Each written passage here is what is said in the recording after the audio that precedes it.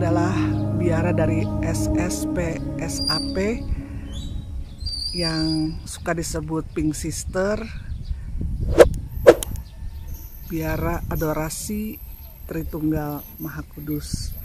Nah, inilah biaranya. Ini gereja.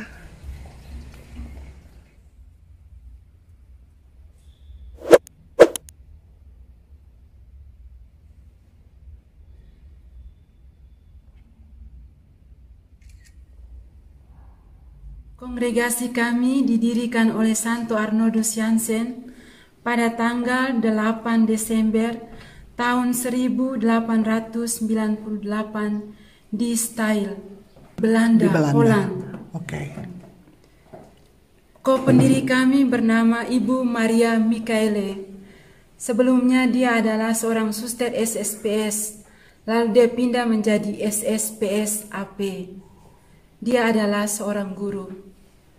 Lalu pada tanggal 8 Desember ini kami akan merayakan 125 tahun kongregasi kami. Kami bersyukur untuk rahmat yang berlimpah ini, terutama untuk rahmat panggilan sebagai seorang suster kontemplatif abadi. Panggilan ini adalah suatu karunia khusus dan tidak semua orang mendapatkan anugerah ini. Tuhan memilih dari banyak perempuan, wanita-wanita muda, tetapi hanya kami ini bukan berbangga tetapi mengakuinya dengan rendah hati bahwa ini semua adalah karya Allah. Dari antara kami ada suster muda kami yang mau berbagi, men-sharingkan pengalamannya mengapa ia tertarik dan terpanggil untuk menjadi suster SSPSAP atau Pink Sister. Ya, mungkin sebelumnya suster saya ingin tanya, kenapa pakai ini mesti terali? Apa tidak boleh ketemu orang atau bagaimana? Kami kontemplatif, tetapi bukan berarti bahwa kami tidak bisa bertemu dengan umat. Terali ini hanyalah batas. Batas, oke. Maksudnya untuk menarik diri kami dari dunia luar, supaya kami lebih dekat melihat dunia dan merangkul dunia secara dekat lewat doa-doa kami. Walaupun kami di dalam, tetapi hati kami merangkul semuanya. Hidup kami untuk melayani gereja. Kesusahan gereja adalah kesusahan kami juga. Kebahagiaan gereja adalah kebahagiaan kami juga.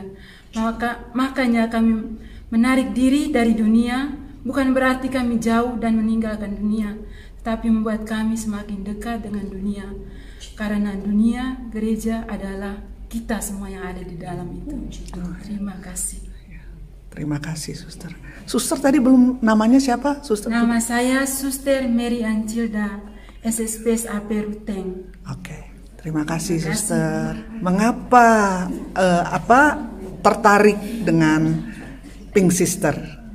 Tertarik dari kecil saya cita-cita jadi seorang suster. Secara khusus suster AP, walaupun banyak biara di luar, tapi AP itu lebih khusus dalam hatinya saya. Mengapa? Alasan pertama karena ada roti. Oh, ada roti. Wah. Tapi setelah saya masuk baru saya menyadari bahwa saya memang telah dipanggil dan telah dipilih secara khusus dalam panggilan ini. Karena tidak semua orang yang dipanggil untuk panggilan ini, dan saya bersyukur dengan panggilan ini. Oke. Ada suka duka pasti. Bagaimana mengatasi duka? Mengatasi duka, awal saya masuk tuh 1 bulan Bapak meninggal. Aduh. Tapi syukurnya jenazahnya datang bisa di sini. Dan saya sangat bersyukur karena 9 hari dibawakan dalam doa dan Bapak juga bisa misa di sini. Walaupun untuk secara khusus 1 minggu Bapak kunjungan pertama kali dengan saya.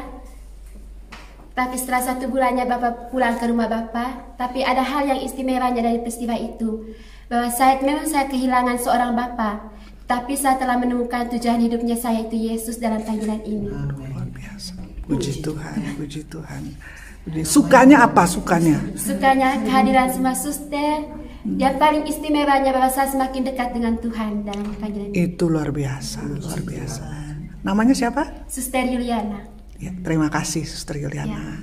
Kemudian yang terakhir barangkali kan semua memasukkan intensi doa. Saya juga tadi panjang saya titip.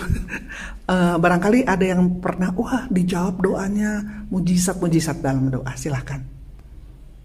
Yang untuk itu banyak yang datang kembali untuk bersyukur dan berterima kasih kepada Tuhan karena doa-doanya terkabul.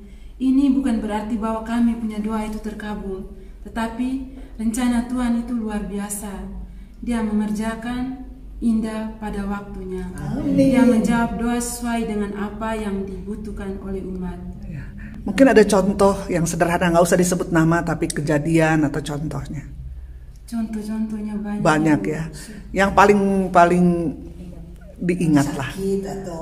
Ada yang sakit sembuh. Sakit apa dia minta doa. Banyak ibu yang sakit, ada yang kanker bisa sembuh.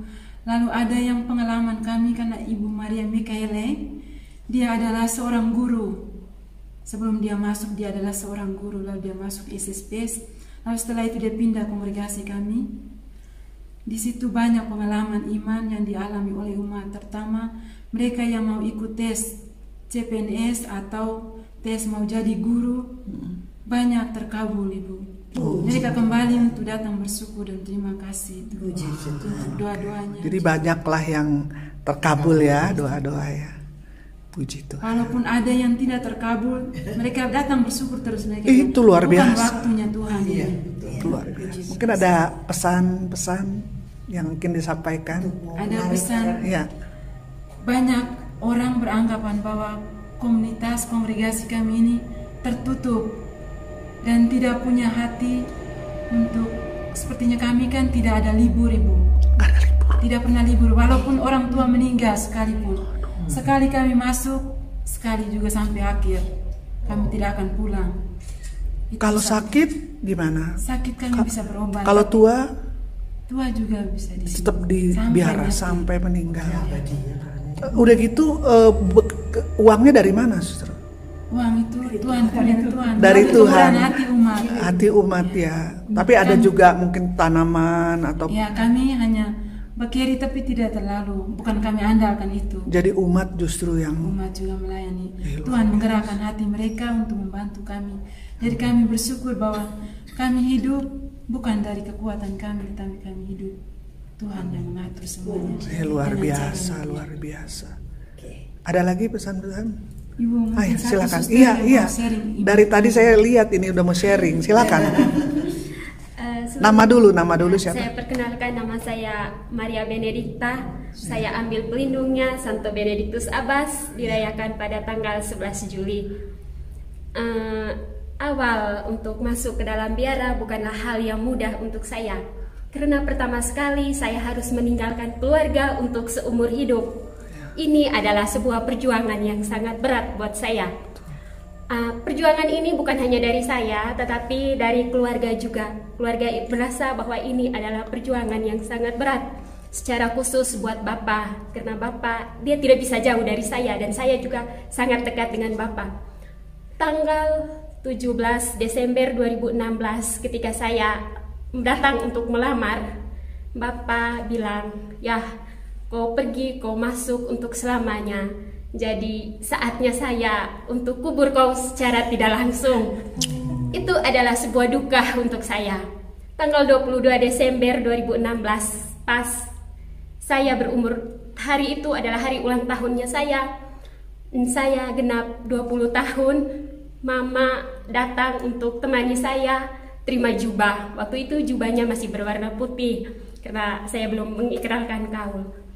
Sebenarnya Bapak ikut, tapi Bapak bilang saya tidak sanggup untuk lihat dia masuk dalam terali. Malamnya saya berdoa supaya Tuhan bisa menguatkan Mama, karena Mama sendiri yang datang antar saya. Puji Tuhan, saya berterima kasih apa yang saya doakan Tuhan kabulkan. Mama merasakan sesuatu kekuatan yang tidak pernah dia rasakan ketika dia antar saya. Ketika pintu entrance, pintu klausura dibuka, Mama menyerahkan sebuah lilin. Saat itu Mama hanya bilang begini, "Sekarang orang yang tidak pernah saya minta. Saya tidak pernah tahu bagaimana kau dibentuk dalam kandungannya saya. Saat ini juga saya harus kembalikan kau ke Tuhan. Ya, perasaan sedih, perasaan terharu, perasaan bahagia itu ada. Air mata yang saya jatuhkan bukanlah air mata sedih, tapi saya bahagia bahwa Mama sanggup. Pesannya saya bagi kaum muda di luar sana, kehidupan dunia saat ini sangat indah, sangat bagus, tapi lebih indah di dalam terali. Segala sesuatu yang kita peroleh di luar sana bukanlah jaminan untuk akhir hidupnya kita. Satu-satu jaminan hidupnya kita adalah Tuhan. Jangan takut dengan terali yang ada di depan saya. Ini hanyalah sebuah tanda bahwa kami melakukan sebuah penarikan terhadap dunia. Menjadi seorang suster kontemplatif bukan menjadi suster yang menjauh dari dunia, tetapi seorang kontemplatif adalah seorang suster yang berani untuk berdoa bagi dunia, berani untuk ditanyai oleh dunia, dan berani untuk mendoakan dunia. Banyak orang berpikir, bahkan keluarganya saya sendiri, mereka berpikir bahwa saya memilih jalan hidup yang egois. Tetapi setelah saya masuk, setelah saya gaul, baru mereka mengerti apa yang saya buat. Ini adalah panggilan yang berahmat untuk saya, panggilan yang tidak semua orang bisa. Banyak tanda tanya, kenapa kami begitu egois, bahkan orang tua meninggal pun kami tidak pulang. Waktu Petrus bertanya kepada Tuhan Yesus, dia bilang begini, Tuhan, kami sudah meninggalkan segala sesuatu, apakah upahnya saya? Yesus jawab begini, engkau meninggalkan bapamu, ibumu, sanak keluargamu, dan engkau akan menerimanya 100 kali lipat. Ini adalah pengalaman imannya saya, dan ini sudah saya rasakan. Kongregasinya kami terdiri dari 22 rumah. Kalau saya di luar, saya hanya punya 1 rumah. Tetapi setelah saya masuk, saya punya 22 rumah. Saya tidak pernah kerja itu rumah ya. Inilah sebuah mukjizat yang begitu indah. Kemudian kami hanya 5 saudara. Kami hanya berlima. 2 sudah menikah. Kemudian kakak ketiga dia di OSM Pisa, suster OSM Pisa. Kemudian saya dan yang bungsu belum menikah. Kalau di rumah saya hanya punya 3 kakak dan 1 adik. Tetapi ketika saya dalam biara, saya punya banyak kakak dan banyak adik. Ini sebuah mukjizat yang luar biasa untuk saya. Nah, kalau di rumah saya hanya punya 1 bapak dan 1 mama.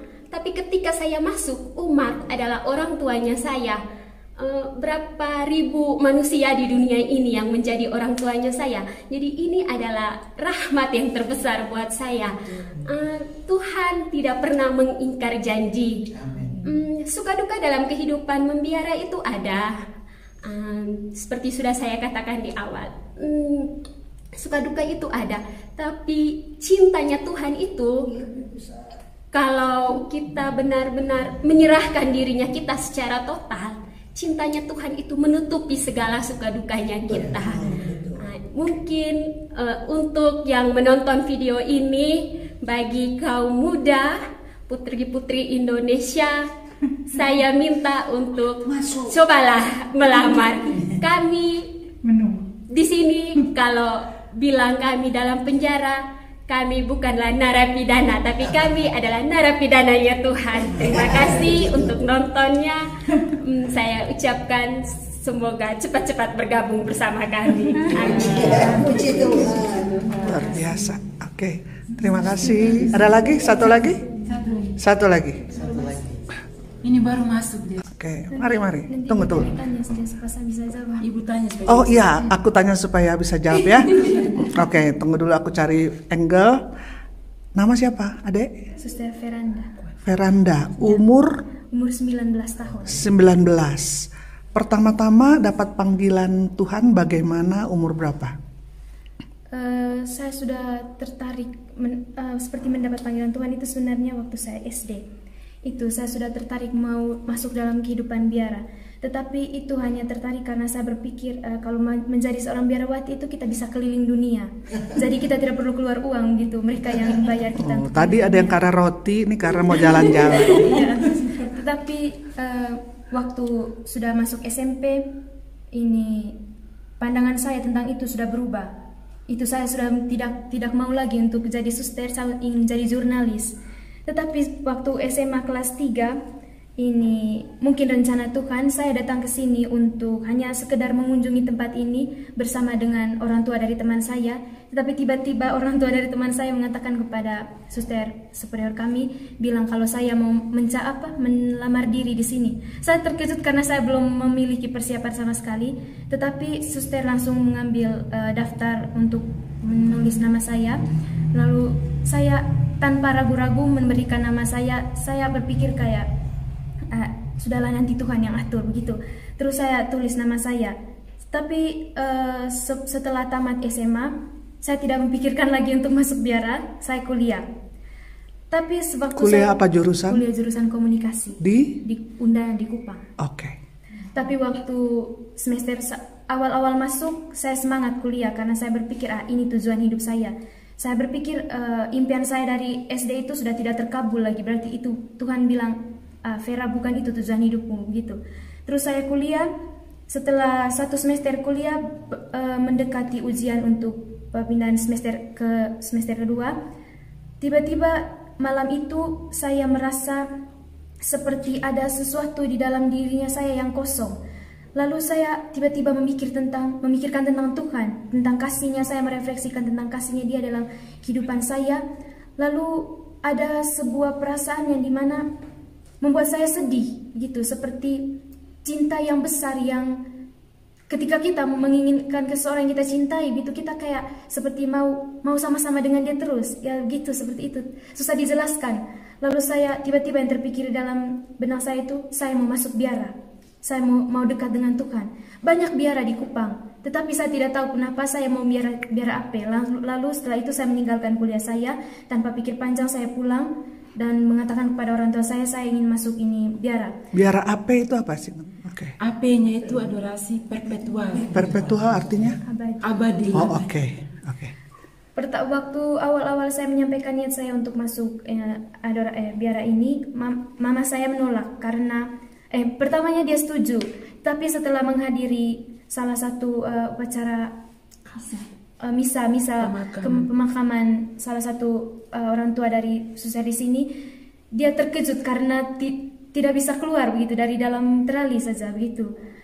Terus dia bilang, oh berarti begini nanti saya punya anak kalau ini saya meninggal. Lalu dia bilang ke saya, jangan, mama tidak setuju kau masuk di biara begitu. Terus saya berdoa ke Tuhan, Tuhan kalau memang ini panggilannya saya, luluhkan hati mama. Awalnya mama bilang bulan Maret, terus tunda lagi bulan Juni setelah ulang tahun. Dan setelah itu mama seperti tidak rela waktu pas upacara adat begitu untuk penyerahan saya begitu. Ini mama menangis. Terus mama bilang begini, kalau saya meninggal nanti dia tidak pergi, biar saja dia tidak peduli dengan saya begitu. Tapi saya berdoa terus dan akhirnya Tuhan mengabulkan itu. Tuhan membuat hatinya mama luluh, akhirnya mama merelakan saya masuk. Terus Papa sudah tidak ada? Bapak masih nggak ada. Bapak setuju dari awal. Bapak setuju. Iya. Kalau yang tadi bapaknya nggak setuju ya.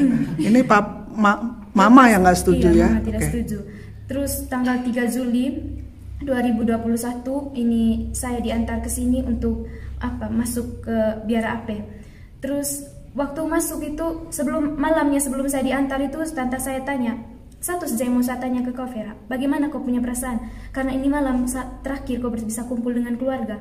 Saya hanya jawab, saya tidak ada rasa apa-apa. Dan betul, itu malam itu saya tidak ada rasa kehilangan, tidak ada rasa sesuatu yang harus saya tinggalkan, tidak sama sekali. Saya rasa seperti saya hanya pergi pindah rumah, tidak kemana-mana gitu. Terus setelah saya masuk, dan disinilah setelah saya masuk baru banyak sekali godaan dan rintangan, tetapi saya percaya bahwa godaan dan rintangan itu adalah jalan yang adalah sesuatu yang Tuhan berikan untuk membuat iman saya itu lebih kuat dan membuat panggilan saya itu tetap kuat. Dan di dalam sini baru saya menyadari bahwa begitu banyak kelemahannya saya.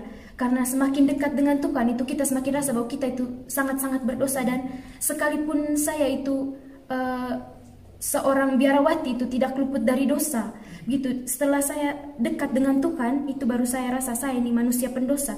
Dan satu malam ketika saya menyadari kelemahannya saya, di situ saya merasa ada sesuatu kekuatan yang menaungi saya, dan itu tidak bisa saya jelaskan bagaimana rasanya. Itu seperti dilingkupi ketika saya menangis karena menyadari betapa lemahnya saya, betapa berdosanya saya, dan betapa tidak layaknya saya. Tetapi Tuhan mengatakan bahwa kau layak, begitu. Kau layak, dan apa yang telah saya putuskan untuk kau punya kehidupan saat ini kau belum tahu. Tetapi suatu saat nanti kau akan melihat pelanginya kau, gitu. Asalkan kau bertahan di saat ini pencobaan dan penderitaannya kau, karena terkadang kita diberikan pencobaan dan penderitaan itu bukan untuk membuat kita kehidupan kita sulit, tetapi kita itu mau dimurnikan. Amin. Mau dimurnikan dan supaya kita tahu bahwa kita itu bukan kuat dari dirinya kita sendiri. Kita membutuhkan Tuhan. Kita bergantung ke Tuhan karena Dia adalah sumber segala dari kehidupan kita. Terima kasih. Nanti satu kali kelak kamu juga akan pergi jalan-jalan ke luar negeri.